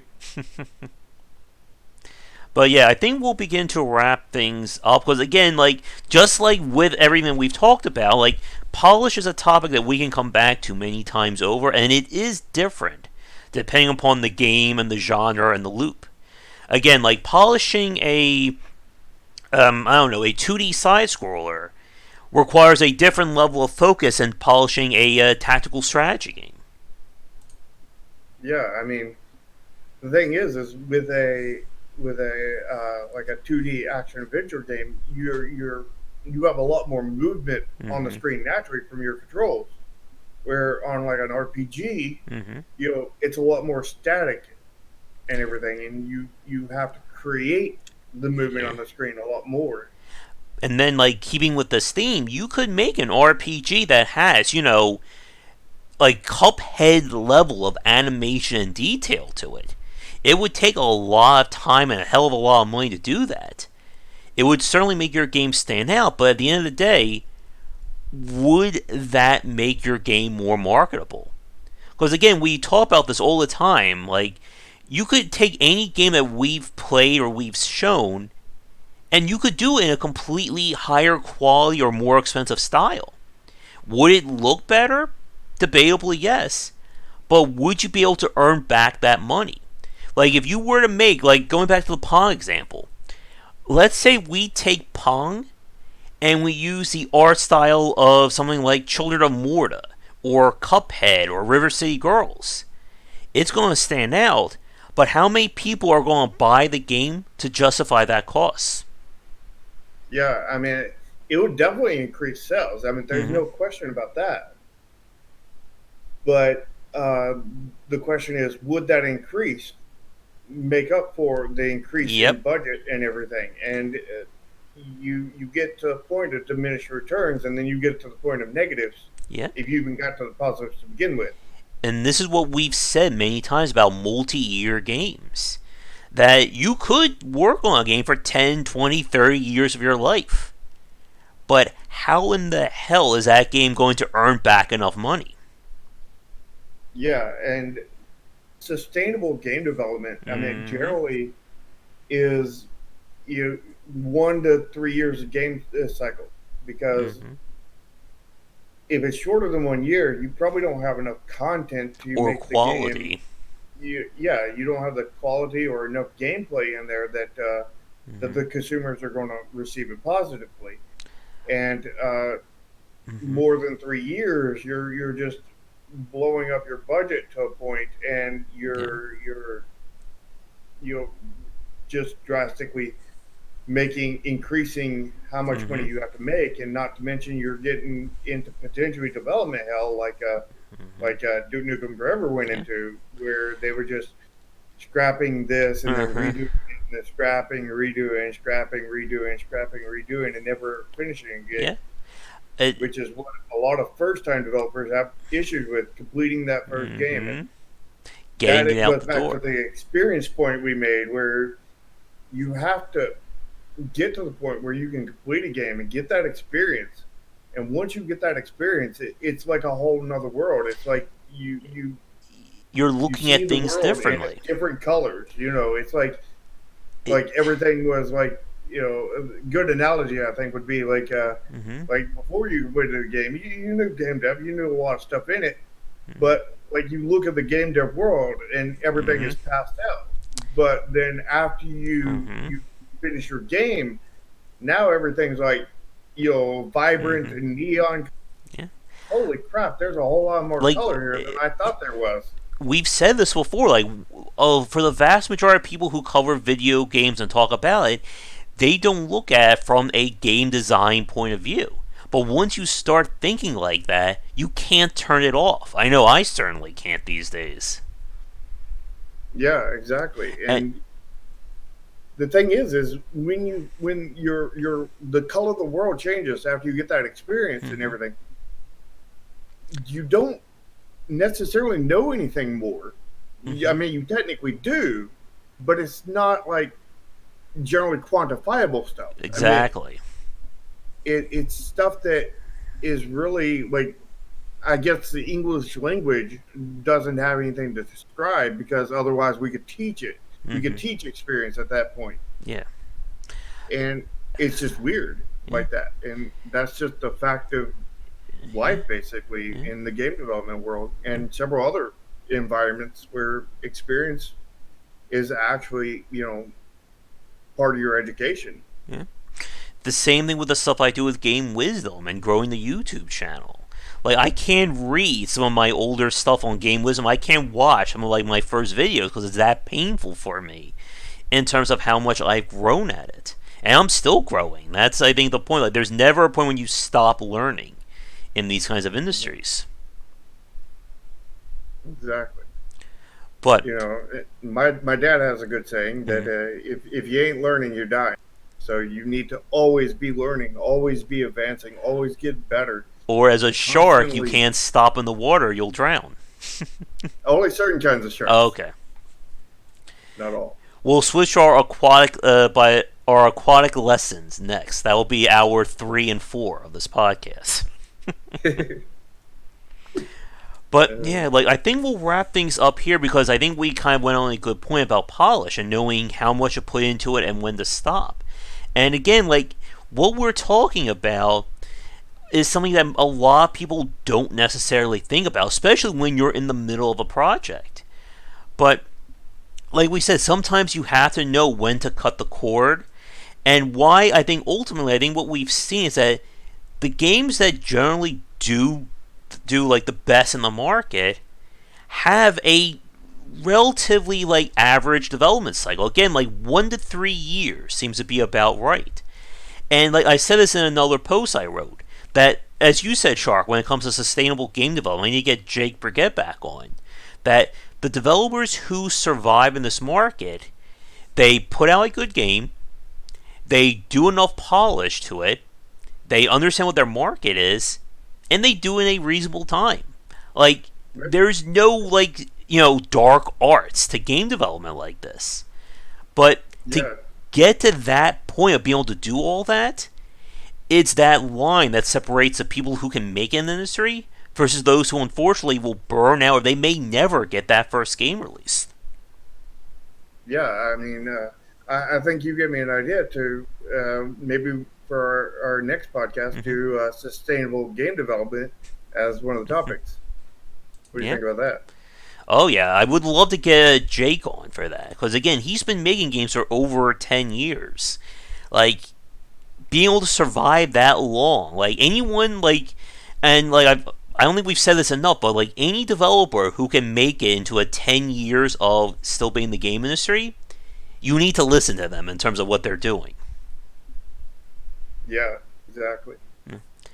But the thing is at the same time is you have to realize that people who have been in the industry a long time, they don't necessarily know everything. They don't know what. Well, they definitely don't know everything. Nobody knows, but they definitely do not know what it takes to basically enter the industry now. Kind of thing. And that's one of the issues you run into with old pros because they're already in the industry, they're already established, and they have their ways, but those ways to keep them going won't necessarily get you going as a new developer into the industry. And this is one of the things like I hear a lot of people argue with Cliff Harris about, who of course is from Positech Games. He made Gratuitous Space Battles, Democracy. He just did the game. Oh crap, I forget the name of it. The Auto Parts game, the game where you're building cars, assembly line or something like that. That for him, like, he got onto Steam at that magic time as they were opening things up, but it wasn't, completely, open yet. And, like, his experience isn't really going to be the standard experience for anyone anymore. Again, you can't go up to someone and say, just get on the Steam. That worked for me. Like, that doesn't work in today's market. Yeah. Getting on the Steam is as hard as getting $100 and writing down a name. Yeah. To Child's question, I guess, what's our subscriber count right now? How many souls am I up to there? Yeah, and again, like, we can just keep going around circles talking about this stuff, but it is hard to know when, what makes these games successful or not. And this is my final point, because I'm afraid we may just start rambling for the next hour. But again, polish is not something that you can put into words or is quantifiable, just like with game development. That you never know what you're going to do that's going to bring it all together. And again, developers have chased this. God knows, I've talked to plenty of developers who've done just that. Who've chased that dream idea, or, my game will be perfect if I just add in a cooking mini game. But wait, what if I make this a shoot 'em up section? What if I just change my entire game and now my dream game will be a first person shooter? And when we look at a lot of these games that have gone on, like the ones that have succeeded, like Cuphead, like they were working on that game for a good, I think, 6-7 years. And people will point to a game like Cuphead saying, that's what I want to do in my game. I want to spend 6 years of my life. I want to make, the game that is personal to me and it will succeed and I will be famous. But in the same breath, they were walking a razor's edge there in terms of success and failure. As we all know, they took out a second mortgage on their house to finish that game. We could have been talking about Cuphead with developers being homeless. Now, again, they had a really good idea, and you could see that they had great ideas there. But, again, there is there's very little that's guaranteed in game development. And yeah, and like with something like Dwarf Fortress, again, like Dwarf Fortress is a game that a lot of people have said, I want to make the next Dwarf Fortress. But it is such an outlier in terms of its design and its development that you can't just take that and apply it to a major studio, or even just to another independent company. And I'm going to shut up because, again, I can rant for another hour or so, and I got to save my voice. So I'll toss over to you, Shark, to take us out. Yeah, and when we talk about dream games, like we all, every developer has a dream game. Mm-hmm. As far as I know of, I would think that if you didn't have a dream game, you couldn't get into game development Mm-hmm. realistically. And the, I have a dream game, and I know it'll Mm-hmm. succeed and Mm-hmm. everything. Oh, yeah. But I know it'll succeed if I do everything right. And everything right is going to require a massive, massive budget. It's going to require me to have way more experience than I have now. It's going to require me to have a way bigger team that all has experience. And it's going to require all these things. And it's not within my ability now. Mm-hmm. I know what it is. I Yeah. can play the game literally in my head, and I Yeah. have been for almost 20 years from now.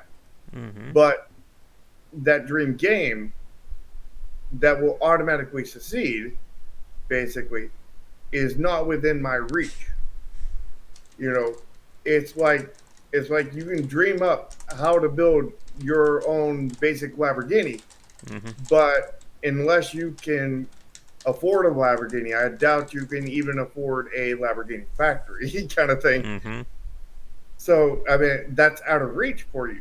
So you have to start out with, little Honda Civics or whatever and build your way up Mm-hmm. until you can get to the point where you're at that level. And, you're not just gaining money, you're gaining experience, Mm-hmm. knowledge, uh, connections, teammates, all kinds of things. There's all kinds of aspects of everything that you're gaining to get to this point. And a big part of that you're gaining is in the polish department. Mm-hmm. And also the marketing department. And these are things that are really overlooked a lot of the time, and you have to really get in there. And my dream game, that I haven't worked Mm-hmm. on in like 15 years because I know that it's not time anymore for Mm-hmm. that game to come out. And I know that from my design back then, it was really good, but there's no polish in there. There's a lot of things that design lacks. And when I'm ready, when we're ready to go and Mm-hmm. tackle it and everything, I'm going to have to go back and just completely redo this entire design. And matter of fact, I may not even use the same design file. I may just start a complete new one from scratch and just use the memories that I have stored of the game and use my current knowledge rather than trying to edit the old design file because there's just so much in there that my experience since then has taught me, and there's still so much more stuff that I have to learn Mm-hmm.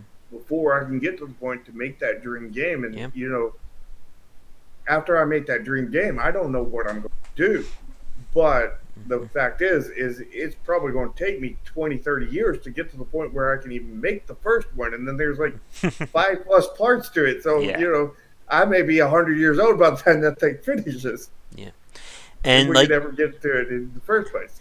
and this is something I hear from a lot of developers who, after they finish their first game, they will think that, or they'll know that if I were to make this game the exact same way right now, I could probably do it in half or three quarters less the time because of my experience. Something Hmm. that stuck me or stumped me for months or years, I know the answer to it already. And it's just about getting that experience. And why? Again, I said I wasn't going to say anything, but I'm going to issue a stop right here after this. It's why the games that go on to define somebody's career, they're never the first game somebody makes. It may be the first game you've heard of them, but they could have been making titles or doing prototyping and whatever for years before they get enough experience to make that one game. Exactly. But with that, we are over 2 hours, and I gotta save my voice for tonight, so we're gonna end things here. Shark, as always, it was a pleasure talking to you. I need to get in touch with Ramin over the week and see about setting up a time for doing like a roundtable discussion. And I already heard from Tomo that he may be free in a week or so about doing another cast. Yeah, Tomo is good about ranging times and whatnot generally. But thank you everybody for watching. If you are new, be sure to check out the Discord and Patreon link down below. If you want to join Shark's Discord for a Project Triad, you can send him a message or join my Discord. I'll be more than happy to talk with you. I'm on Twitter at GW And for you, Shark, where can they find you? Nexus Games INC, the number 1. All right. But we're going to end things here for this week. I'll be back later tonight for regular game streaming, and we'll be back next week around 3:34 p.m. EST for our next talk. And come back for daily discussions on game design here and on game wisdom, where we some of the art and science of games. Until next time, have a great evening, everybody.